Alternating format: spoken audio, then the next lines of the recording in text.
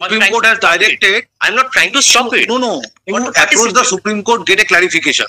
Because in the judgment passed by the Honorable Supreme Court, Yes. তো এই মুহূর্তে একটা বিশাল বড় একটা ব্রেকিং আপডেট বন্ধুরা উঠে আসছে। তো এসএসসি 26,000 চাকরি বাতিল। তো আসলে একটা বিশাল বড় ব্রেকিং আপডেট উঠে আসছে বন্ধুরা। এসএসসি 26,000 চাকরি বাতিল করা হয়েছে, যে নোটিফিকেশন প্রকাশিত করেছিল কিছুদিন আগে এমএফএল এর নির্দেশ হিসেবে মেনে রাজ্য সরকার। তো সেটার বিরুদ্ধে কিন্তু মামলা দায়ের করা হয়েছিল, আশা করি আপনারা জানেন। একটা বিশাল বড় ব্রেকিং আপডেট বর্তমানে উঠে আসছে। তো কিছুদিন আগে যে আপডেট পাওয়া গিয়েছিল গ্রুপ সি গ্রুপ ডি নিয়োগের বিজ্ঞপ্তি খুব শীঘ্রই প্রকাশিত করা হবে। তো সেটার বর্তমান আপডেট কী রয়েছে সমস্ত তথ্য আপনারা এই ভিডিওতে পাবেন। তো অবশ্যই বন্ধু ভিডিও সম্পূর্ণ শেষ পর্যন্ত চ্যানেল নতুন অবশ্যই চ্যানেলটিকে সাবস্ক্রাইব করতে সঙ্গে। তো আশা করি আপনারা সকলে জানেন এসএসসি 26,000 চাকরি ইতিমধ্যে বাতিল হয়েছে। তারপরে কিন্তু রাজ্য সরকার এমএফএল একটা করেছিল, ঠিক আছে। এমএফএল করার পর সুপ্রিম কোর্ট নির্দেশ দিয়েছিলেন যে 31শে মের মধ্যে নোটিফিকেশন প্রকাশিত করতে হবে এবং 31শে ডিসেম্বর মধ্যে সম্পূর্ণ নিয়োগ প্রসেস কমপ্লিট করতে হবে। এটা কিন্তু সুপ্রিম কোর্টের নির্দেশ, ঠিক আছে। সেই মতো বন্ধুরা রাজ্য সরকার 30শে মে নোটিফিকেশন প্রকাশিত করে এখানে আপনাদের 35,000 প্লাস কিন্তু ভ্যাকেন্সি ছিল টিচার্স পোস্টে, ঠিক আছে। তো তারপরে কিন্তু সমস্যা দাঁড়িয়ে যায়। আবার সমস্যাটা হচ্ছে এই যে নতুন নিয়োগের বিজ্ঞপ্তি প্রকাশিত করেছিল, তো এই নতুন নিয়োগের বিজ্ঞপ্তির উপর কিন্তু মামলা দায়ের হয়েছে, আশা করি আপনারা জানেন। তো গুরুত্বপূর্ণ আপডেট একটা পাওয়া যাচ্ছে। তো এসএসসি দ্বিতীয় এসএলএসটি সংক্রান্ত নতুন বিজ্ঞপ্তিকে চ্যালেঞ্জ করে কলকাতা হাইকোর্টে মামলা দায়ের হয়েছে। মামলাটি গ্রহণ করেন বিচারপতি সৌগত ভট্টাচার্য। সৌগত ভট্টাচার্য কিন্তু জানিয়েছেন যে আগামী 1 জুলাই কিন্তু শুনানি হবে।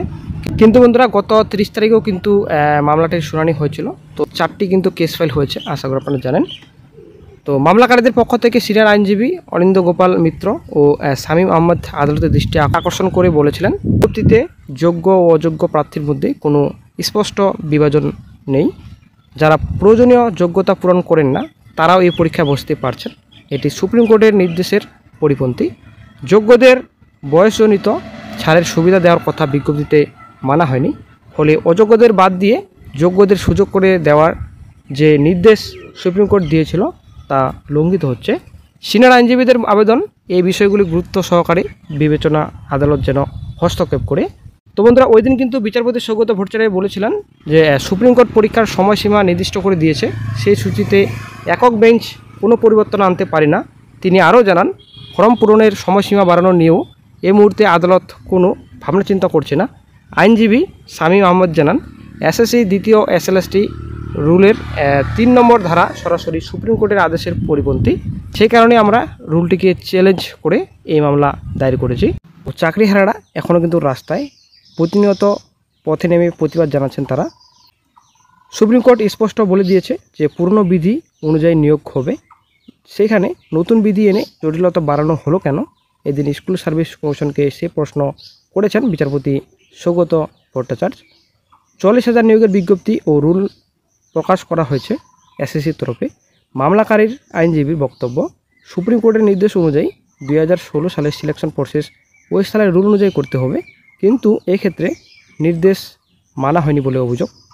দ্বিতীয়ত বয়সের ছাড়ের ক্ষেত্রেও সেই নির্দেশ মেনে হয়নি। নির্দেশ অনুযায়ী কোনো প্রার্থী যদি একাধিক পরীক্ষায় বসে থাকে তাহলে প্রতি সিলেকশনে বয়সের ছাড় পাবে, কিন্তু নতুন বিজ্ঞপ্তিতে একমাত্র সুযোগ দেওয়ার কথা জানানো হয়েছে। অভিজ্ঞতার ক্ষেত্রে 10 নম্বর করে দেওয়া হয়েছে, সেটাও চ্যালেঞ্জ করা হয়েছে। গত 30শে মে এই সংক্রান্ত নিয়োগ বিজ্ঞপ্তি প্রকাশ করা হয়েছে। নির্দিষ্ট করে চিহ্নিত অযোগ্যদের কেন নতুন নিয়োগ প্রক্রিয়ায় অংশ নিতে স্পষ্টভাবে বারণ করা হলো না, প্রশ্ন তুলেছেন বিচারপতি। আগামী সোমবারের মধ্যে রাজ্য এসএসসিকে জানানোর নির্দেশ দেওয়া হয়েছে। তো বন্ধুরা আশা করি আপনি বুঝতে পারলেন। তো জাস্টিস সৌগত ভট্টাচার্য স্যার উনি কিন্তু স্পষ্ট বললেন যে আইন মেনে আপনারা কাজ করছেন না, ঠিক আছে।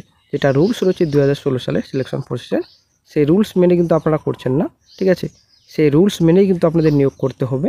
গত 30শে মে যে নোটিফিকেশন আপনারা প্রকাশিত করেছেন সেই নোটিফিকেশন কিন্তু অবৈধ, ঠিক আছে। তো আগামী সোমবারের মধ্যে কিন্তু এসএসসিকে জানানোর নির্দেশ দেওয়া হয়েছে। এটা কিন্তু আসলে একটা বিশাল বড় ব্রেকিং আপডেট। তো কী গুরুত্বপূর্ণ আপডেট নেক্সটে পাওয়া যায় সেটা হচ্ছে ব্যাপার। কমিশনের নিয়োগ দুর্নীতি সংক্রান্ত মামলা চতুর্থ সাপ্লিমেন্টারি চার্জশিট পেশ করল সিবিআই। কেন্দ্রীয় সংস্থার তরফে সোমবার আলিপুরের বিশেষ সিবিআই আদালতে ওই চার্জশিট পেশ করা হয়। চতুর্থ সাপ্লিমেন্টারি চার্জশিটের নাম রয়েছে আব্দুল খালিকের। তার বিরুদ্ধে এসএসসির একাদশ, দ্বাদশ, নবম, দশম শ্রেণীর শিক্ষক এবং গ্রুপ সি গ্রুপ ডি শিক্ষাকর্মীর নিয়োগ মামলা চাকরি দেওয়ার নাম করে এজেন্ট হিসাবে টাকা আদায়ের অভিযোগ রয়েছে। তার কাছ থেকে উদ্ধার করা নথিপত্রের তালিকাও পেশ করে দিয়েছে আদালতে। এসএসসি নিয়োগ দুর্নীতির তদন্তে নেমে 2023 সালে খালিককে গ্রেপ্তার করেছিল সিবিআই।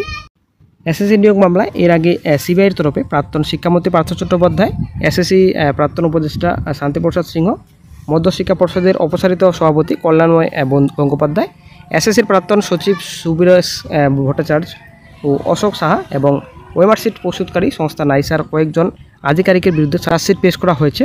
এবং তাছাড়া নিয়োগ দুর্নীতির টাকা লেনদেন জড়িত কয়েকজন এজেন্ট এবং এসএসসির কর্মচারী আধিকারিকদের বিরুদ্ধেও চার্জশিট দেওয়া হয়েছে। তো বন্ধুরা, গত বুধবারই কিন্তু এসএসসি চেয়ারম্যানের সঙ্গে সাক্ষাৎ করেন SSC group C group D চাকরিহারারা, ঠিক আছে। তো বৈঠকের শেষে কিন্তু আশ্বাস দিয়েছিলেন যে সোমবারের মধ্যে কিন্তু লিস্ট প্রকাশিত করা হবে। তো কোনো কিছু কিন্তু হলো না বন্ধুরা। গতকাল কিন্তু আবারও চেয়ারম্যানের সঙ্গে দীর্ঘক্ষণ মিটিং করা হয়েছে।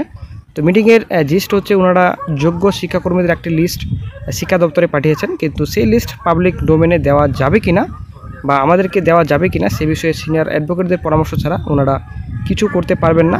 আর ওনাদের সিনিয়র অ্যাডভোকেট 5 তারিখের আগে অ্যাভেলেবল হবেন না। এভাবে বারবার ঘুরিয়ে যোগ্য শিক্ষাকর্মীদের লিস্ট প্রকাশ করার ব্যাপারে এক প্রকার প্রতারণা করা হচ্ছে চাকরিহারাদের সঙ্গে, সেটা কিন্তু চাকরিহারারা বলছেন। চাকরিহারারা বলছেন যোগ্যতার সঙ্গে চাকরি পেয়েও সরকারের দুর্নীতির কারণে 3 মাস ধরে আমাদের বেতন বন্ধ। অনেকের বাড়িতে অসুস্থ পরিজন, অনেকে নিজেরা অসুস্থ, যারা লোন নিয়েছেন তাদের বাড়িতে ব্যাংকের চিঠি আসছে বারবার। আমরা 3394 জন যোগ্য গ্রুপ সি এবং গ্রুপ ডি শিক্ষাকর্মী মেধার জোরে স্বচ্ছতার সঙ্গে চাকরি পেয়েও আজ অযোগ্যদের সাথে আমাদের মিশিয়ে দেওয়া হয়েছে। যোগ্যতার সঙ্গে চাকরি পেয়েও সরকারের দুর্নীতির কারণে যখন সেই চাকরি হারিয়ে গেল, তারপরেও সরকার আমাদের যোগ্য শিক্ষাকর্মীদের বিষয়ে অদ্ভুতভাবে উদাসীন। আমাদের যোগ্য 3394 জন শিক্ষাকর্মীদের বিষয়টা সরকার অগ্রাধিকার দিয়ে না ভেবে তারা অন্য সব বিষয়ে ব্যস্ত। এমত অবস্থায় আমরা যোগ্য গ্রুপ সি গ্রুপ ডি শিক্ষাকর্মীরা আগামী 3 তারিখ বৃহস্পতিবার নবান্ন অভিযানে ডাক দিচ্ছি যোগ্য শিক্ষাকর্মীদের লিস্ট প্রকাশের দাবিতে এবং যোগ্য 3394 জন শিক্ষাকর্মীদের অবিলম্বে চাকরিতে বহাল করার জন্য প্রয়োজনীয় পদক্ষেপ নিতে বাধ্য করতে। আগামী 3 তারিখে জুলাই মাসের বৃহস্পতিবার আমাদের যোগ্য গ্রুপ সি গ্রুপ ডি শিক্ষাকর্মীদের নবান্ন অভিযান হবে। আগামী 3 তারিখে জুলাই মাসের নবান্ন অভিযান করবেন যোগ্য গ্রুপ সি গ্রুপ ডি অধিকার মঞ্চ থেকে। আপনারা বুঝতে পারলেন তো যোগ্য গ্রুপ সি গ্রুপ ডি কর্মীরা কিন্তু নবান্ন অভিযানের বর্তমানে পরিকল্পনা করছেন। এই যে বর্তমানে এখন গ্রুপ সি গ্রুপ ডি নিয়োগের বিজ্ঞপ্তি, এটা কিন্তু বর্তমানে আরও কিন্তু অনিশ্চিত হয়ে পড়লো। ব্যাপারটা হচ্ছে যে নোটিফিকেশন প্রকাশিত করেছে রাজ্য সরকার এসএসসি, তো সেটাই বর্তমানে এখন কি হবে সেটাই বর্তমানে এখন অনিশ্চিত। তারপর এদিকে থাকলো আপনাদের গ্রুপ সি গ্রুপ ডি নিয়োগের বিজ্ঞপ্তি, সেটা অনেক দূর বর্তমানে। আর ব্যাপারটা হচ্ছে যে নোটিফিকেশন রাজ্য সরকার প্রকাশিত করেছে সেই নোটিফিকেশনেই মামলা। নেক্সট নোটিফিকেশনে কী হবে সেটাই হচ্ছে ব্যাপার। রাজ্য সরকার যদি নেক্সট নোটিফিকেশন প্রকাশিত করে সেটা তো মামলা হবে, এটা শিওর আমরা এখন বুঝতে পেরেছি। তো আজনে হয়তো রাজ্য সরকার একটু লেট করবে নেক্সট বিজ্ঞপ্তি প্রকাশিত করতে।